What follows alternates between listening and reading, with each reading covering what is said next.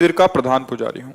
लोगों से सुना है कि शिव मंदिर का पुजारी अगले जन्म में कुत्ते की योनि में जाता है। जब नहीं से मैं उसका, आपको हाँ हाँ, प्रतिदिन सुनता नहीं हूँ। उसका विषय से लोगों से नहीं, वाल्मीकि रामायण में लिखा हुआ है कि एक बार जो है एक ब्राह्मण देवता बड़े तपस्वी, वाल्मीकि रामायण में हमने स्वयं स्वाध्याय में पढ़ा था बहुत वर्ष पहले, तो वो भिक्षा मांगने गए तो उनको भिक्षा में कुछ नहीं मिला, तो गुस्सा में आ रहे थे तो डंडा हाथ में था, एक कुत्ता पड़ा था, उसकी खोपड़ी में दो चार डंडे जमा दिए।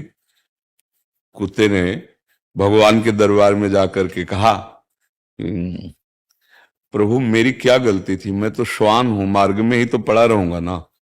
इन ब्राह्मण देवता ने बिना किसी कारण के मुझे चार पांच डंडे मारे, देखो मेरी खोपड़ी में।" भगवान तो सब जीवों की भाषा जानते हैं ना, तो भगवान ने कहा मेरे दरबार में ब्राह्मणों को दंड नहीं दिया जाता, आप ही निश्चय करो कि इनको क्या दंड दें। तो उनका प्रभु यहाँ का जो बहुत श्रेष्ठ कलिंजर पर्वत है उसमें जो आश्रम है उसका इनको महंत बना दीजिए। बोले तुम तो दंड दे रहे हो या वरदान दे रहे हो? बोले प्रभु मैं पूर्व में महंत ही था, इसीलिए मैं आपको कह रहा हूं कि जब महंत बनेंगे ना और मनमानी आचरण करेंगे और भगवत अर्पित बिना किए जो भगवान के लिए आता है वो खाएंगे तो कुत्ता बनेंगे, तो हमारे जैसा इनको भी पता चलेगा कि श्वान योनि में कितना कष्ट होता है। इसका रहस्य आप समझ पाए? इसका रहस्य ये है कि जो भगवान के अर्पित करने के लिए आता है, वो आप शिव मंदिर की केवल बात नहीं है, किसी भी मंदिर की बात है। ब्रज के भक्तों में चरित्र आता है। एक दिन एक विरक्त संत जो गुफा में भजन करते थे, क्योंकि जैसे गिरिराज जी है, नंदगांव है, बरसाना, यहाँ पर्वत हैं तो यहाँ गुफाएं भी हैं, संत जन एकांतिक भजन, तो वो भिक्षा मांग के आ रहे थे, पीछे से आवाज है, बाबा सुन, अगर मुझे थोड़ा टुकड़ा दे दे तो मेरी प्रेत योनि से मुक्ति हो जाए। तो ऐसे मुड़ के देखा तो कोई नहीं दिखाई दिया, एक कुत्ता दिखाई दिया, तो उन्होंने लगा शायद ऐसे कानू। फिर अब बाबा सुनो ना आए, तो फिर मुड़ के देखा कौन हो तुम? तब बोले कि जो मैं कुत्ता रूप दिखाई दे रहा हूं, मैं नंदालय का पुजारी हूं। तो उनका प्रभु आप तो भगवत पार्षद हैं, आपकी ऐसी कैसे? तो उनका लाला के लिए अमनिया आता था, बिना भोग लगाए हमने उसको प्रयोग किया, तो उसके दंड में अगर आप अपनी जूठन करके दे देंगे तो अभी मैं मुक्त हो। तो बोले भैया यदि तुम्हें भगवत प्राप्ति हो रही है, दोष से मुक्त हो, तुरंत जूठन करके उन्होंने दे दी। बात यहां समझनी, शिव मंदिर ही नहीं, किसी भी मंदिर में आपके पास शिव जी के लिए जो कुछ आया है आप उनको अर्पित कर दिए, इसके बाद जो प्रसाद रूप से आप सेवन करते, कभी आपकी दुर्गति नहीं हो सकती। लेकिन आया मानो जैसे जो भी वस्तु आई और आप उसे अपने प्रयोग में बिना स्वामी को अर्पित किए, फिर वो अपराध बन जाएगा।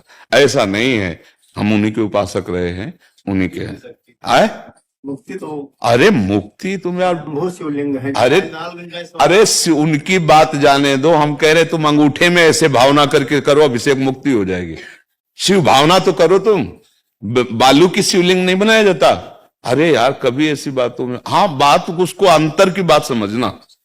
अगर भगवत अर्पित करने के लिए मानो हम कह रहे हैं किसी ने अमुक अमुक सामग्री दी जो भगवान के सामने अर्पित कर दी, और इसके बाद जो हम प्रसाद रूप से सेवन कर रहे हैं, फिर उससे कहीं कोई ऐसी, हाँ अब हम भगवान के लिए आया, लिंग पे चढ़ा हुआ नहीं खाना चाहिए। जो ऐसे द्वादश ज्योतिर्लिंग हैं, नर्मदेश्वर हैं, भगवत स्वरूप हैं, इनका तो पाना ही चाहिए ना। हमारे पास तो रोज चरण, लगभग लगभग हफ्ता में एक दो बार चरणामृत आ जाता है, भगवान महादेव जी का भोग आता है तो वो रोज चलता है, हम तो रोज उनका प्रसाद जूठन पाते हैं।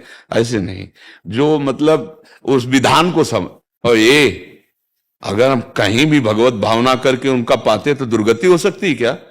कौन सा सिद्धांत है? भगवान हरि और भगवान हर में कोई भेद है क्या? तो कुछ बातें समझनी होंगी उसमें। अब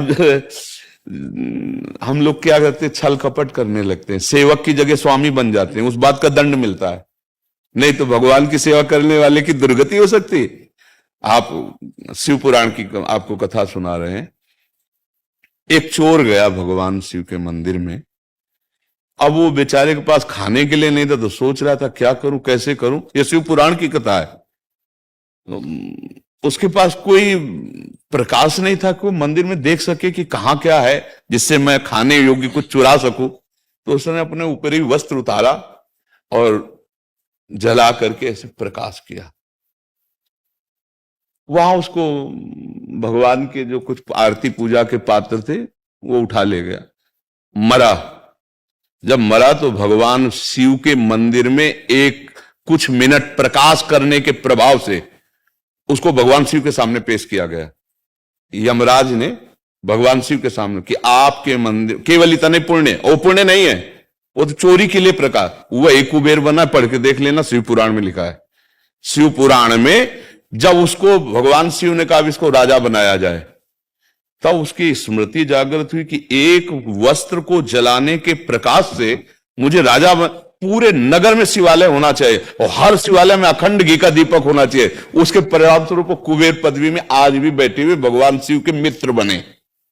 यार, भगवान शंकर जैसा उदार दाता और उसकी सेवा करने वाला नरक को प्राप्त कुत्ता बने। कहाँ की बातें पढ़ ली, किससे सुन ली?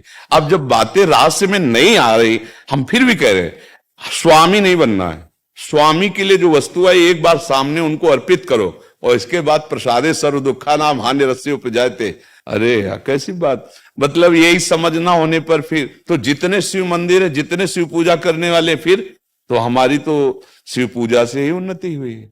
हम शिव पूजा से ही आज जो कुछ प्राप्त कर पाए हैं, तो हम कैसे बात मान ले? तो यार आज भी हम उनका चरणामृत लेते हैं।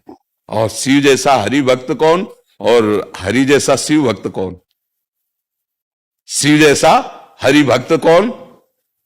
हनुमान जी बने राम जी के चरण है। देखो, गंगा धारण किए हुए श्री कृष्ण का चरणामृत तो है ना। और भगवान हरि रामेश्वर की स्थापना कर रहे हैं और वो कह रहे हमारे गुरु है, ये हमारे इष्ट है। इसलिए भाई, व्यर्थ की कल्पनात्मक बातों में नहीं जाना चाहिए। जो शास्त्र में लिखा है उसका कुछ रहस्य होता है, वो बिना भजन के नहीं समझ में आता है। शास्त्र तिजोरी है और जहां तिजोरी होती है वहां भूल भुलैया के कई मार्ग रखे जाते हैं कि वहां तक असली आदमी पहुंच पावे, नकली ना पहुंच पावे। तो शास्त्रों का रहस्य बिना तत्वबोध हुए या भजन किए नहीं समझा जा सकता। उसमें लिखा है उत्तर की तरफ, लेकिन घूम के वहीं से पश्चिम की तरफ जाना है तब वस्तु मिलेगी। अब वो अनुभवी है नहीं तो उत्तर की बात केवल करता रहेगा, पश्चिम को मुड़ने वाली पता ही नहीं। इसलिए कहा जाता है कि बिना गुरु के ज्ञान नहीं होता, बोध नहीं होता। तुम निश्चिंत रहो और भगवान शिव की आराधना करो और सेवक रहो। सेवक है, हम एक बूंद पानी भी उनको अर्पित किए बिना नहीं पी सकते। बस तुम्हारी जय हो जाएगी, कोई पराजय नहीं कर सकता। और जहां हम स्वामी बन जाते हैं प्रायः, क्योंकि प्रभु कुछ बोलते तो है लैला, तो लगता है कि अजय आया कि आप ये चढ़ा दीजिए, प्रभु को आप दे दीजिए। बिल्कुल है ये, अब वो हमारे बाप की वस्तु हो गई, क्योंकि हमारे स्वामी है ना प्रभु। अब उनके चरणों में अब हमारा सेवक अधिकार इन्हीं से चल रहा है, समझ रहे ना। और अगर ये हुआ कि भाई हाँ ठीक है, अब इसका हिसाब तुम्हें देना पड़ेगा, तुम्हारी जेब में गया ना, अब तुम्हें हिसाब देना पड़ेगा। ऐसे ही हर एक वस्तु, बस ये सावधानी हट गई तो गिर जाओगे, नहीं किसी की ताकत नहीं कि गिरा दे। भागवतिक जीवन निर्वाह के लिए फिर कोई परेशानी नहीं, भगवद अर्पित जीवन ऐसा। फिर तो देखो आप धामों में देखो ना। अच्छा, आप तो कहीं किसी एक पवित्र जगह का नाम ले रहे हैं, हम तो काशी की बात कर रहे हैं, जहां घर घर शिवालय है। घर घर शिवालय है, बिना उनके भोग लगे, बिना उनका प्रसाद पाए कोई जी नहीं सकता काशी में। जैसे यहाँ कहीं भी भोग लगाओ जय जय श्री राधे बोलना पड़ेगा, महारानी जी का धाम है। ऐसे काशी भगवान शिव का घर है। कोई घर ऐसा नहीं जहाँ शिवालय ना हो, कोई घर ऐसा नहीं जो उनकी जूठन न खाता हो। फिर सब क्या होगा ये जो आप बोल रहे हो? अगर सब हो तो फिर क्या होगा? और हर को मोक्ष मिलेगा। काशी नाथ का जो सेवक है वो मुक्तिदाता है, ऐसा खिलवाड़ नहीं है। और ऑर्डर डाले यार, एक चुल्लू जल में बिक जाने वाले महादेव जी है, उनके सेवक को भय हो कि हमारी मुक्ति होगी कि नहीं, क्या होगा कि नहीं, ऐसा नहीं सोचते।